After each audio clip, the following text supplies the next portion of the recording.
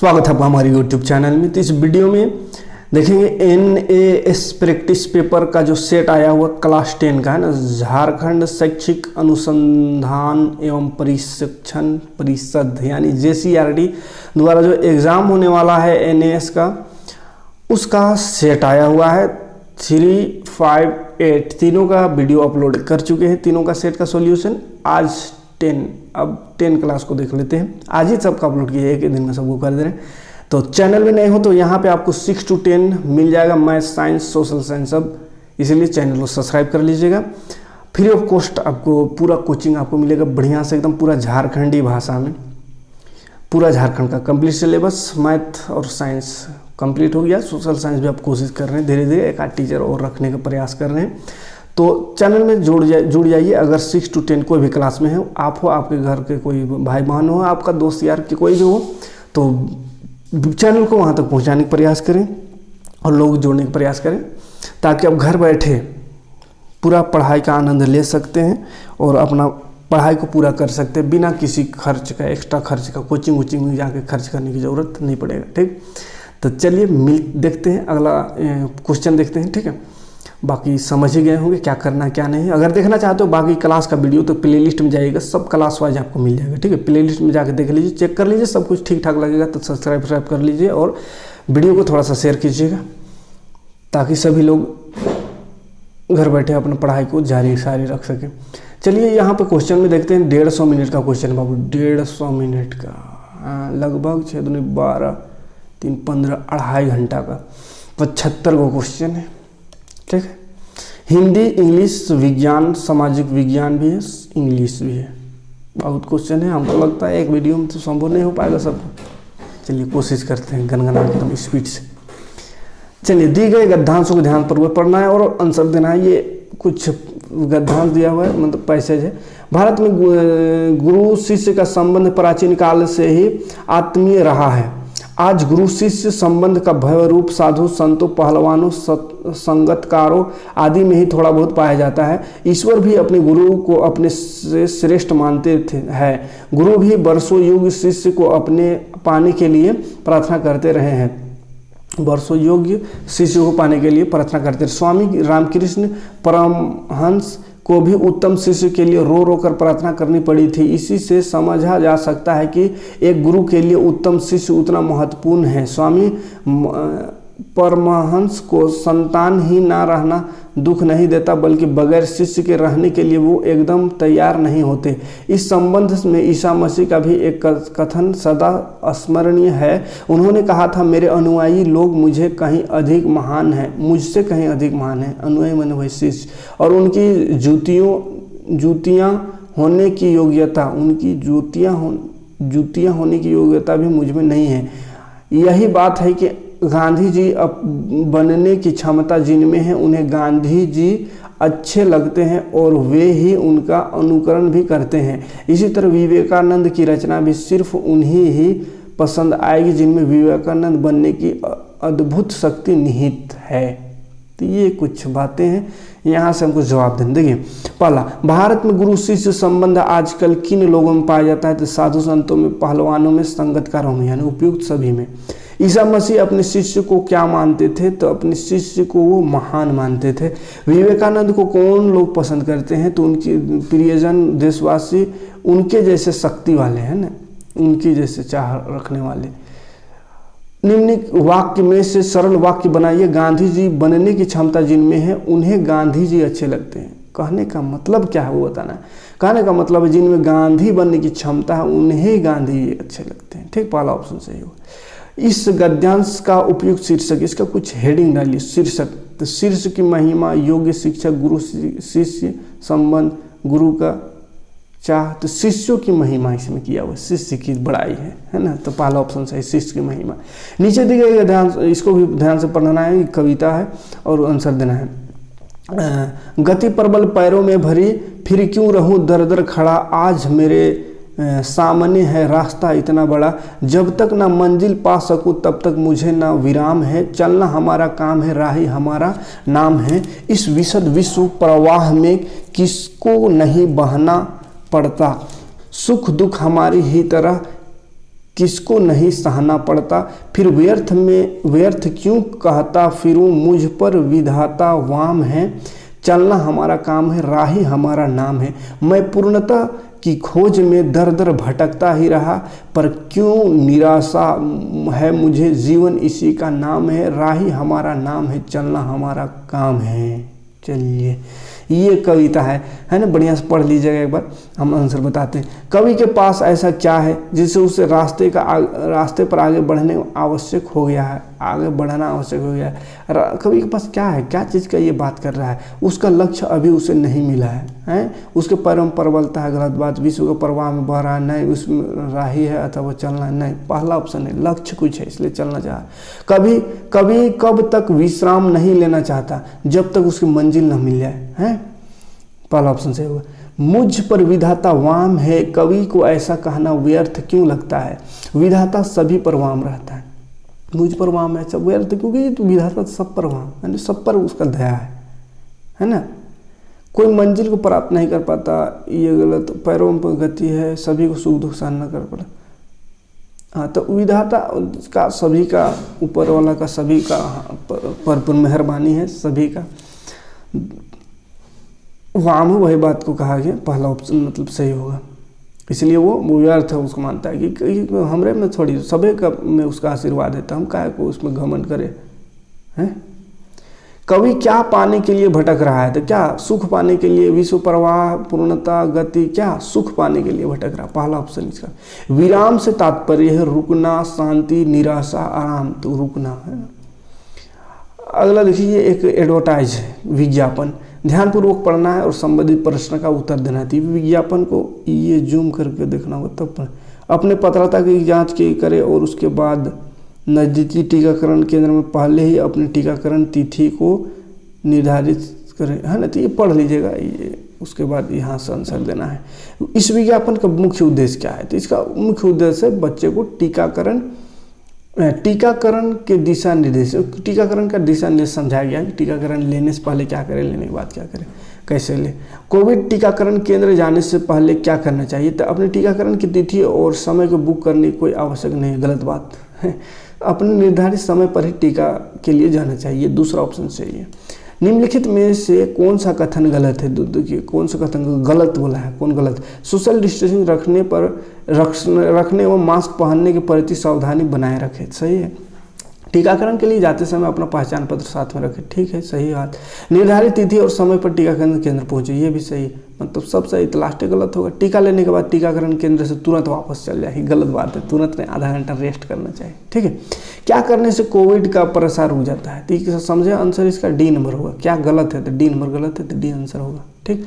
क्या करने से कोविड का प्रसार रुक जाएगा, कोविड का मास्क लगाने से ना, सामाजिक दूरी से ना, निर्धारित समय टीका लगाना ना, उपरोक्त सभी सब काम करना होगा तब रुकेगा। एक ठोकर मास्क लगा, किसी को मास्क लगा लिया, अब हमको कोरोना न होगा, दूरी बना ली कोरोना न होगा, टीका ले लिए कोरोना न होगा ना, सबको ये करना है ना, सब जरूरी है। मास्क भी, दवाई भी, कड़ाई भी, इसका क्या अर्थ है, मास्क लगाने वाले को टीके की जरूरत नहीं पड़ती, गलत बात। टीका लगवाने पर मास्क को पहनना जरूरी नहीं है, गलत बात। अगर आपने टीका लगवाया है और मास्क भी पहना है तो आपको सामाजिक दूरी रखने की आवश्यक नहीं है, गलत बात। ये भी, टीका लेने के बाद भी मास्क लगाने एवं सामाजिक दूरी बनाए रखने का आवश्यक है, सही बात, लास्ट वाला डी है सही, ठीक। राधा के पास 8/3 बीघा जमीन है, चलिए 8/3 बीघा जमीन थी, उसने अपने 2 बेटों को पूरी जमीन बांट दिया, 2 बेटा में बांट दिया। एक बेटा को उसने 4/3 भाग दिया, दूसरे बेटा को कितना भाग मैंने, 8/3 था, उसमें से 4/3 दे दिया एक ठो को, तो बाकी बचल वही 4/3 दिया होगा अगला को, 4/3 आंसर, 4/3 कहाँ है, ये डी नंबर ऑप्शन। अगला, P और Q दो परिमेय संख्या है, तब P और Q के मध्य परिमेय संख्या, ये 8 क्लास वाला हम भी है ना। P और Q के बीच का परिमेय संख्या निकालने के लिए फॉर्मूला पढ़े थे, जैसे x + y/2 करके थे। यहाँ P और Q है तो P + Q/2 होगा, ये ऑप्शन से। एक समकोण त्रिभुज का कर्ण का मान क्या होगा, कर्ण निकालना है जिसका 2 भुजा दिया हुआ है। कर्ण किसको बोलते हैं बाबू, तिरछा वाला लाइन को। ये देखिए, मान के चलिए ये समकोण त्रिभुज ऐसा है, ये तो ये कर्ण है तिरछा वाला, तो कर्ण का मान निकालना है। तो कर्ण का मान क्या कब निकालना है, जब बाकी कौन दिया भुजा दिया हुआ, एगो 0.6 और एगो कितना है, कहाँ गया, हाँ 0.8 है, ये 0.8, ये कर्ण निकालना है। तो पाइथागोरस फार्मूला से हम जानते हैं कर्ण स्क्वायर बराबर लंब स्क्वायर प्लस आधार स्क्वायर, या कर्ण बराबर रूट अंडर लंब स्क्वायर। तो लंब स्क्वायर है 6, तो 6 को स्क्वायर करेंगे तो 6 6 36 पॉइंट है, इसलिए 0.36 6 6 36 प्लस लंब स्क्वायर या आधार स्क्वायर 8 8 64 0.64। ठीक है, उसके बाद जोड़ दीजिए 64 36 जोड़ेंगे तो 0.1 हो जाएगा 1.00 जोड़ दीजिएगा। तो 1 का रूट तोड़ेंगे तो 1 ही होगा, तो 1 ही कैसे आ गया आंसर, मतलब ऑप्शन सी। ठीक, अगला, मानसी महीने भर की कमाई के 70% खर्च कर 2700 रुपये बचाती है। तो ये क्या सब चैप्टर का है, डिस्काउंट का नाम था, प्रतिशत बट्टा प्रतिशत, ये सब क्रय विक्रय मूल्य का वो चैप्टर पढ़ा है, बड़ी बढ़िया से 8वां क्लास का ये क्वेश्चन है। तो 70% खर्च करने के बाद इतना बचाता है, तो इसको मान लेंगे x रुपया कमाता था, तो x का 70 हम खर्च कर दिया, तो x का 70% यानी 70x बटा 100 हो जाएगा। माइनस क्यों कर रहे हैं, क्योंकि खर्च किया माने माइनस हुआ, तो बच गया उसके पास 2700। तो इस तरह का सिंपल एक इक्वेशन बना सकते हैं। फिर इसको गुना करेंगे, तिरछा तिरछा और जोड़ेंगे घटाएंगे, x और x गुना हुआ 100x माइनस 70x। ठीक है, बराबर इधर 2700 और 100 गुना में उधर भाग में उधर रहेगा, इधर आके गुना हो जाएगा तो 2 और 0 बढ़ जाएगा। शॉर्ट में कर दे रहे क्योंकि ऑप्शनल है इसमें, तो पूरा ये है चैप्टर पढ़ा है वहाँ समझाएं, यहाँ पे तो बस सोल्यूशन इसका आंसर थोड़ा थोड़ा समझाने का प्रयास कर रहे हैं। 100 में 70 घटाएंगे तो 30x हो जाएगा, 30x बराबर यहाँ 27 और 4 को 0 है। देखिए 30 में से 0 एगो 0 कटा, 3 से कटा 3 9 27 और 3 को 0, मतलब आ गया 9000। तो 9000 उसका वेतन होगा, ये 9000, ऑप्शन सी नंबर। ठीक, अरे करने चल जाते रे, हाँ ऑप्शन सी नंबर। नीचे दिए गए कथनों में कौन सत्य है, कौन सही है बताना है बाबू। प्रत्येक पूर्ण संख्या एक प्राकृतिक संख्या होता है, पूर्ण संख्या 0 से स्टार्ट होता है, प्राकृतिक 1 से, तो प्रत्येक पूर्ण संख्या प्राकृतिक कैसे होगा, गलत बात है। प्रत्येक पूर्णांक एक परिमेय संख्या है, सब पर पूर्णांक जो है परिमेय संख्या है, जितना पूर्णांक है सब परिमेय है, ये सही है। प्रत्येक परिमेय संख्या पूर्णांक ही गलत है, मतलब बी सही है। x माइनस वाई का होल क्यूब का विस्तार करने पर क्या होगा, मान x माइनस वाई का होल क्यूब है, उसका फॉर्मूला क्या होता है, तो x cube minus 3x square y plus 3xy square minus y cube, ये होता है फॉर्मूला, याद रखिए। निर्देशांक 3 और 4 और 4 3 के बारे में कौन सा कथन सही है, निर्देशांक 3 4 और 4 3, 3 4 माने x होता है शुरू वाला, दूसरा y, ये x है दूसरा y, दोनों निर्देशांक समान है ना, एक समान नहीं बबुआ, x में यहाँ 3 है, इसमें x में 4 है, तो x समान कैसे होगा, नहीं है, इनमें दोनों निर्देशांक समान नहीं है, तो ये ऑप्शन सही है, दोनों समान नहीं माने एक जैसा नहीं है। दोनों चतुर्थांश, दोनों निर्देशांक चतुर्थांश में है, तो चतुर्थांश निर्देशांक है तो चतुर्थांश में तो रहेगा है, और 0 नहीं है तो चतुर्थांश में तो दोनों होगा, तो ये भी सही है, लेकिन समान नहीं है, ये भी सही है बबुआ, दोनों एक ही चतुर्थांश में है ऐसा लिखा रहता तो ये सही होता, दोनों चतुर्थांश में लिखा है, तो कौन चतुर्थांश क्लियर नहीं है, यानी दूसरा ऑप्शन सही होगा, बी नंबर। निम्न में कौन सा कथन असत्य है, माने गलत कौन है, a बराबर 3 एक अक्ष के समांतर एक सरल रेखा है, जैसे एक अक्ष है ये y, तो x बराबर अगर a है यानी यहाँ कुछ तो y के समांतर, सही बात है, और गलत कुछ नहीं है ना, y बराबर a यानी वो ऐसा लाइन हो जाएगा, तो x का समांतर, सही बात ये भी है। ठीक है, हाँ अगला है कौन गलत है ये पूछा, तो m दोनों सही है और लास्ट में लिखा है उपरोक्त तीनों कथन गलत है, तो ये तो गलत बात है, पहला दूसरा सही है, मतलब तीसरा गलत होगा, इसमें इसे पढ़ने की जरूरत नहीं, सी गलत है।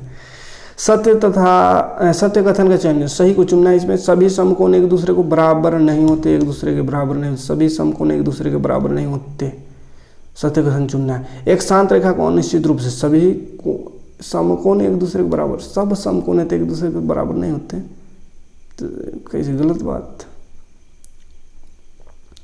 सत्य कथन, सही को चुनना है, कौन सही है, तो सभी कोण एक दूसरे के बराबर नहीं होते, ये गलत है, सही नहीं है। एक शांत रेखा को अनिश्चित रूप से नहीं बढ़ाया जा सकता, शांत रेखा को नहीं बढ़ाया जा सकता है, ये गलत। एक बिंदु से एक अन्य बिंदु तक सीधी रेखा नहीं खींची जा सकती, गलत, तीनों कथन असत्य है, तो इसका सही होगा तीनों असत्य। यदि ये PQR ABC के सर्वांग सम है तो उक्त आधार पर निम्न को का कथन को कौन सा कथन असत्य है, माने गलत कौन है, दोनों सर्वांग, देखिए सर्वांग सम है वो पी क्यू आर, इस तरह देखिए ध्यान से पी क्यू आर है अगर, तो इसमें हुआ ए बी सी सर्वांग सम है। तो क्या बोला है, कौन गलत है वो बताना है। पी क्यू ए बी को ढकती है, ये पी क्यू है ये ए बी ढकेगा जरूर, देखिए आधार है दोनों का, सही बात है, पहला तो सही हो गया। दूसरा शीर्ष पी ए का संगलन है, पी ये वाला ये और ए ये, देखिए एक जैसा है, एक के तरफ का कौन, एक के तरफ का संगलन है, मतलब ये सही हो गया। ये भी क्यू बी को ढकता है, क्यू इधर वाला बात हो रहा है, ये क्यू ये इधर का बात हो रहा है बी, ये बी, तो सही बात है, एक के तरफ दोनों है मैंने ढकेगा, ये भी सही है। कौन असत्य बोला था, तो लास्ट वाला गलत होगा। क्या लिखा है, शीर्ष आर बी का संगत है, तो आर ऊपर है देखिए यहाँ, आर बी इसमें नीचे है, तो आर बी का संगत नहीं हो सकता, मैंने गलत है। तो कौन सा गलत, ये डी नंबर। 26 क्वेश्चन, एबीसी समकोण त्रिभुज है जिसमें ए 90 डिग्री, एबीसी समकोण है, एबीसी बीच में ए 90 डिग्री है, ये ए 90 डिग्री, ये ए जो है 90 डिग्री है। बोला है ए बी सी है, तो ए बी ये वाला बराबर है, तो बाकी कोण जो है कितना होगा। तो देखिए बराबर भुजाओं का सम्मुख कोण बराबर होता है, पढ़े थे एक नियम, बराबर भुजा ये दोनों है तो सम्मुख कोण इसका ये वाला कोण है, ये यानी सी और बी में बनने वाला कोण बराबर होगा। तो एक 90 है तो बाकी बराबर यानी 45 होगा, तभी ना त्रिभुज का तीनों योग 180 होता है। एक 90 हो ये गया तो बाकी 45 होगा, तो 45 का आंसर होगा। विलोपन विधि से हल करने के क्रम में यदि चर रहित एक सत्य कथन प्राप्त हो, चर रहित यानी चर खत्म हो जाए, तो वैसे स्थिति में क्या कहते हैं, उसको कहते हैं कोई हल प्राप्त नहीं होगा, उसका कोई हल नहीं है। अगला क्वेश्चन है, निम्नलिखित समीकरण के योग में से किसका कोई हल नहीं, किसका कोई हल नहीं, जस्ट उसी का उल्टा क्वेश्चन मैं यहाँ दे दिया। तो इसमें किसका कोई हल नहीं, जिसमें कट जाएगा एक्स और वाई दोनों, तो कहेंगे कोई हल नहीं है।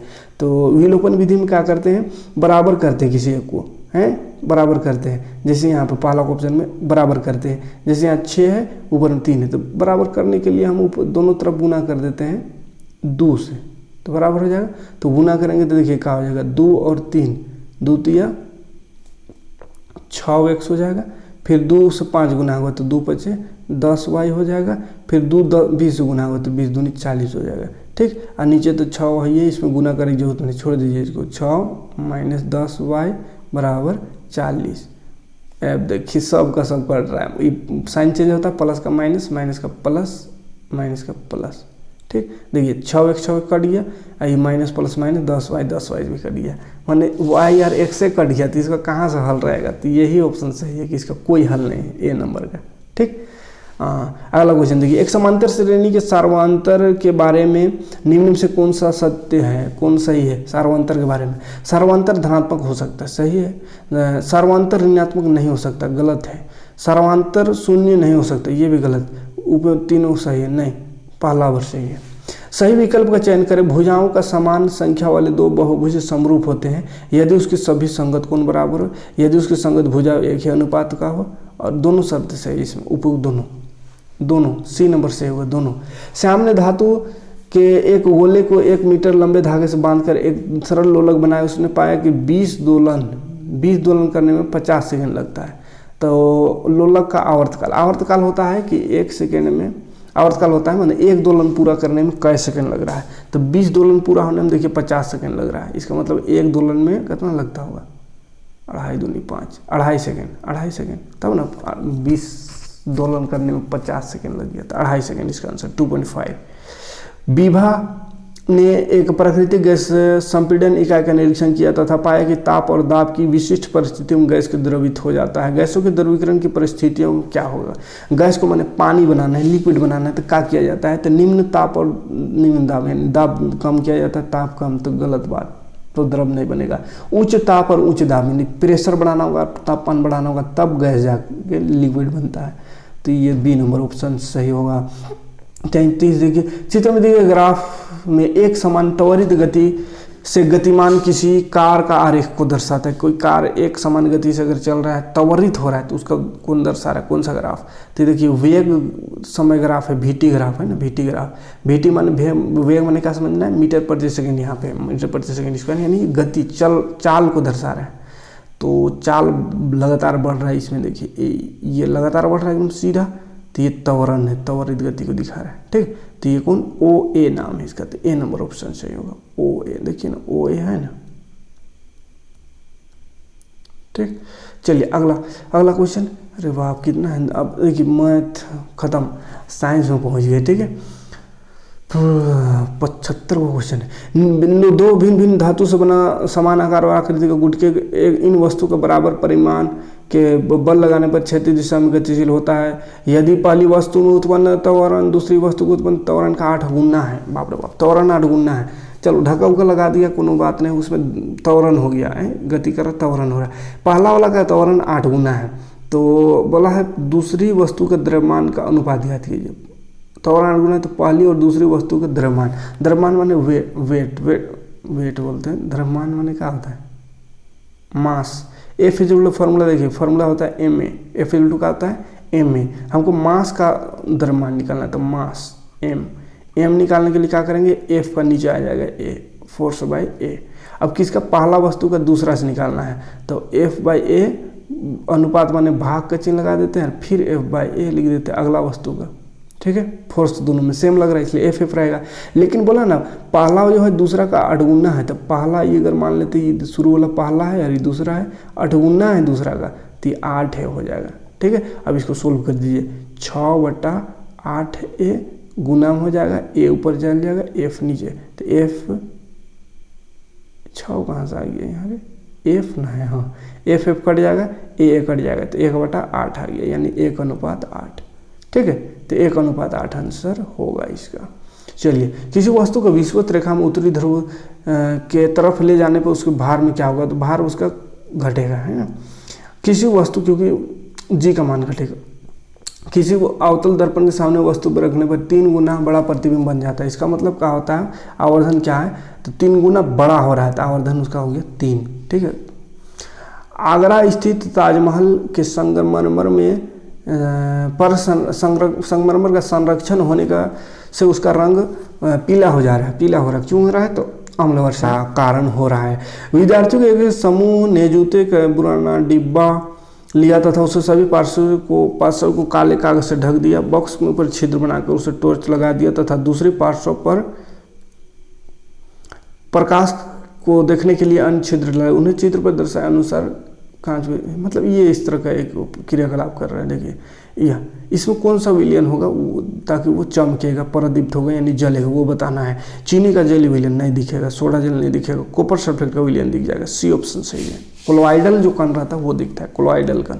ठीक, किसी पदार्थ का तापमान -10 डिग्री सेल्सियस से केल्विन स्केल में इसका तापमान केल्विन बदलना है। इसका सेल्सियस -10 डिग्री सेल्सियस है, केल्विन बदलना है। देखिए पढ़ाए थे इसको तो बताए थे, सी से के जाना है, सी पहले आता है के बाद में, तो 273 जोड़ देना है, और के से सी आना है वापस, तो 273 घटा देना है। ठीक है, सी से के जाना है 273, तो यहाँ सी दिया हुआ के तक जाना है, तो क्या करेंगे इसमें 273 जोड़ देंगे। अभी माइनस में दिया हुआ है प्लस, तो माइनस प्लस माइनस होता है यानी घटाएंगे। 273 में 10 घटाइए, 263 डिग्री नहीं केल्विन है ना, 263 केल्विन, ये ऑप्शन सही, सी नंबर।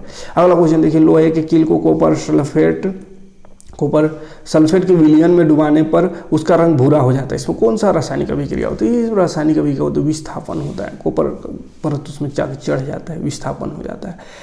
वह कोशिकांग जो यकृत को कोशिकाओं में विष तथा दवाओं को निर्वशीकरण में महत्वपूर्ण भूमिका, कोशिका वह कौन सा अंग है जो दवा विष है ना, यानी जहर और खा दें तो उसको नष्ट करने का काम करता है, तो वह है अंतद्रव्य जालिका, SER है ना, अंतद्रव्य जालिका याद है। निम्नलिखित में कौन सा कथन प्लेटिहेल्मिन्थेस वर्ग के लिए सत्य है। 9 क्लास का क्वेश्चन है ना, ज़्यादातर क्वेश्चन इसमें 9 क्लास का मिल रहा है। ठीक है, साइंस में। तो ये प्लेटिहेल्मिन्थेस का क्या है, तो ये इसका शरीर द्विपर से सम्मिलित होता है, ये जीव में विविधता चैप्टर से है। किस प्रकार के उत्तकों की कार्यशीलता के कारण पौधों में वार्षिक वलय होता है, तो ये पार्श्व विभाज्य उत्तक, वार्षिक वलय यानी बीच गोलैया बढ़ता है, हर साल मोटापा बढ़ता है। इंटरव्यू देते समय एक विद्यार्थी घबराहट महसूस करता है, ऐसी परिस्थिति में उनके शरीर में कौन सा हार्मोन स्रावित होता है, थायरॉइड हार्मोन। कौन सा हार्मोन से ये हो रहा है, तो घबराहट महसूस हो रहा है, तो ये थायरॉक्सिन हार्मोन के बढ़ने से। निम्नलिखित में कौन सा रोगजनक पेप्टिक वर्ण का कारण है, तो बैक्टीरिया के कारण ये बीमारी होता है। नीचे दी गई विशेषता को ध्यान पूर्वक पढ़े और बताइए कृषि में कौन सा प्रकार का कौन से प्रकार को दर्शाता है, कृषि के कौन से प्रकार को दर्शाता है। एक कहानी दिया हुआ है यहाँ, विशेषता किसी क्षेत्र में भारी वर्षा होती है, वनस्पति का तीव्र पुनर्जन्म होता है। वनस्पति का होता है तीव्र पुनर्जन्म होता है, यानी तुरंत बढ़ जाता है। वृक्षों को काट करके और जलाकर भूमि को साफ कर दिया जाता है। भूमि में उर्वरकता शक्ति कम होगा तो किसान फिर एक स्थान बदल के दूसरी जगह चल जाता है। माने इसको घुमंतु खेती कहते हैं या स्थानांतरित कृषि। घुमंतु नहीं है तो स्थानांतरित, यानी स्थान बदल बदल के कृषि करना। ब्रिटिश काल में भारत में हमें सरकारी अफसरों की सोच और उसकी विशेष दिलचस्पी और वे किन चीज़ों को सुरक्षित रखना चाहते थे, इसके बारे में किस स्रोत से जानकारी मिलता था। अभिलेख स्रोत से मिलता है, अभिलिखित स्रोत से मिलता है। अंग्रेज मन का मंशा था उस। लोकतंत्र में मीडिया की भूमिका क्या है। लोकतंत्र में देश को कानून बनाना ना है, मीडिया की थोड़ी भूमिका है देश का कानून। सामाजिक सुधार को लागू करना ना कोई नहीं कर सकते, तो बिगाड़ रहा है सामाजिक सुधार करेगा ही। घट रही घटनाओं को जानकारी, हाँ घट रही घटना को जानकारी देना मीडिया का काम है। लेकिन आजकल को नौहरे कर रहे हैं मीडिया, लड़वाने का काम करते। घटना का बताएगा, एक दूसरे का लड़वाने का काम करता है। नर्मदा और तापी नदी के संदर्भ में कौन सा कथन सत्य है। दोनों नदियाँ पश्चिम से पूर्व की दिशा को बहती है, प्रवाहित होती है। गलत बात है। दोनों नदी दो ही नदी ऐसा है जो पूरब से दक्षिण की ओर बढ़ता है, पश्चिम की ओर बढ़ता है। बाकी सब नदी पूरब से पश्चिम बढ़ता है, ठीक है। दोनों नदियों को उद्गम सतपुड़ा पर्वत की उत्तरी ढाल से हुआ है। दोनों नदी गुजरात में प्रवाहित, दोनों सही है। सतपुड़ा पर्वत से हुआ है और दोनों जो है गुजरात में बहता है, ठीक है। गुजरात में बह खत्म होता है। तो ये बी और सी सही है, डी ऑप्शन सही होगा। यह देखिए भारत में स्थित, भारत की स्थिति विश्व मानचित्र पर दिखाए गए विकल्पों में से सही विकल्प का चयन कीजिए। यहाँ पे भारत का दिखाना है विश्व मानचित्र में कहाँ पर है, ठीक है। ये भारत दिख रहा है, ये कहाँ पर है ऐसा, हाँ तो कहाँ कर उत्तर पूर्व में स्थित है, ठीक है। चलिए अच्छा इसमें इतना ही देखते हैं, ठीक है। इतिहास को थोड़ा सा देखना होगा। मानचित्र यानी 50 क्वेश्चन देखिए, 60, 70, 75, 25 क्वेश्चन को एक और वीडियो में बना देंगे। उसमें सोशल साइंस, इतिहास डेंजर आएगा अभी 9 क्लास का इतिहास। तो इतिहास का हम तो है नहीं, तो गड़बड़ हो सकता है, इसलिए एक बार हम उसको देख लेंगे, ठीक है। तो इतिहास और इंग्लिश का नेक्स्ट वीडियो में करेंगे। तो मिलते हैं नेक्स्ट वीडियो में। उसके बाद फिर आगे उधर 9 क्लास का 9 चैप्टर शुरू किए हैं, तो 9.2 लेकर के और ध्वनि स्टार्ट करना है 9 क्लास का, तो वो सब स्टार्ट करेंगे अब, है ना। स्टार्ट हो गई, बस ये बीच में आ गया था तो इसको अपलोड कर दिया। Thanks for watching.